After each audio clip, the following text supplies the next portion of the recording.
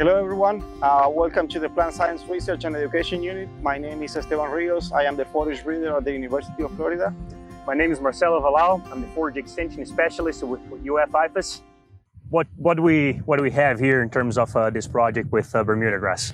So the bermudagrass project started about 6 or 7 years ago in a collaboration with Dr. Bill Anderson, Lisa Baxter at Georgia, also with Malai Saha at the Noble Research Institute, and Dr. Miguel Castillo at North Carolina State University.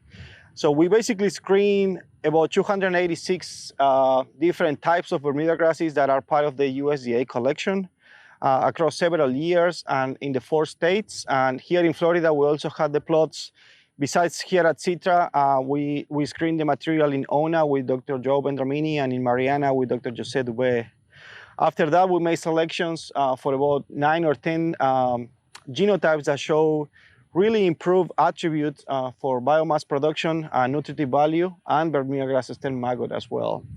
We are now in the phase of developing some management practices for those new varieties.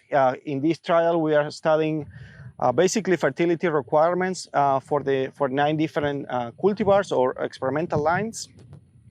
And Dr. Marcelo Valal is also now conducting some establishment trials with those new lines using tops, and some of those results are also looking very promising in terms of improvement for planting the material using tops again.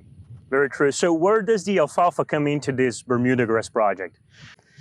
So the alfalfa and bermudagrass mixture started a few years ago with a collaboration, again, with Georgia and Alabama in a project funded by the USDA, the alfalfa project program.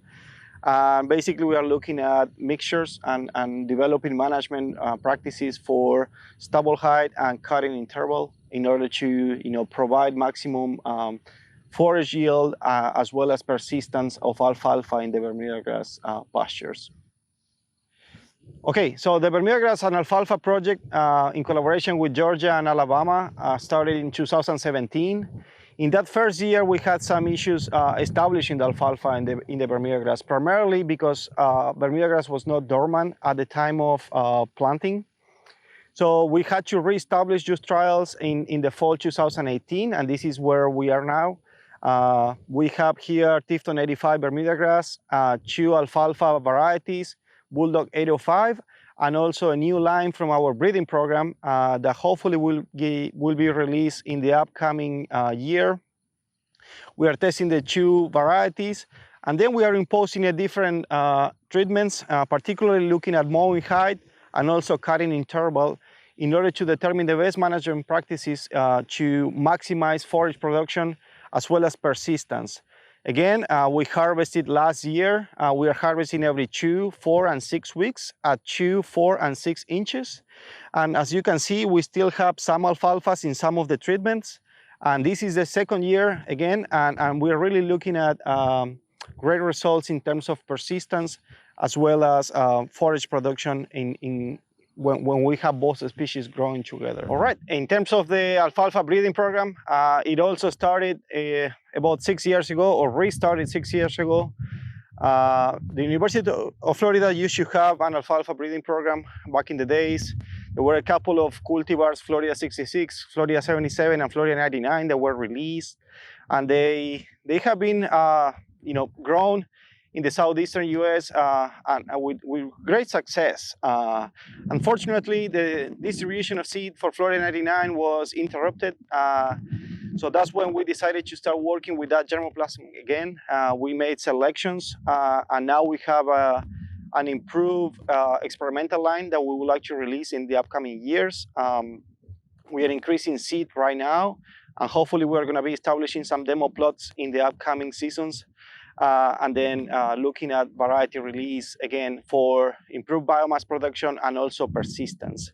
The focus of alfalfa, particularly in Florida with our conditions, most of the growers are looking at least 24 months or 18 months of production.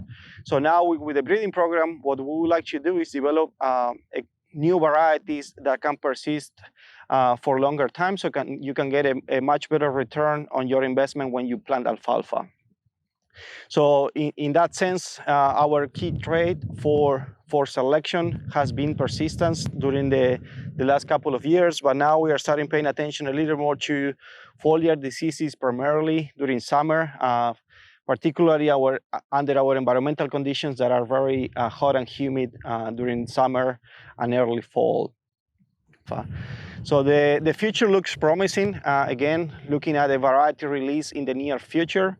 But again, trying to start a much broader breeding program for alfalfa in the south, introgressing germplasm not only from other states in the US, but also from other countries in South. So many of the alfalfa breeding projects have been possible thanks to some of our sponsors and collaborators. I would like to thank Dr. Joe Boughton for his support and his encouragement and mentorship in terms of alfalfa breeding. We had a trial together looking at different varieties, and I think he's also very optimistic with the new variety that will be coming out of our program. I also would like to thank the plant breeding working group at UF that is sponsoring the assistantship for my PhD student that she's working with genomic selection and crop modeling in alfalfa. And also UF IFAS for the equipment grant support.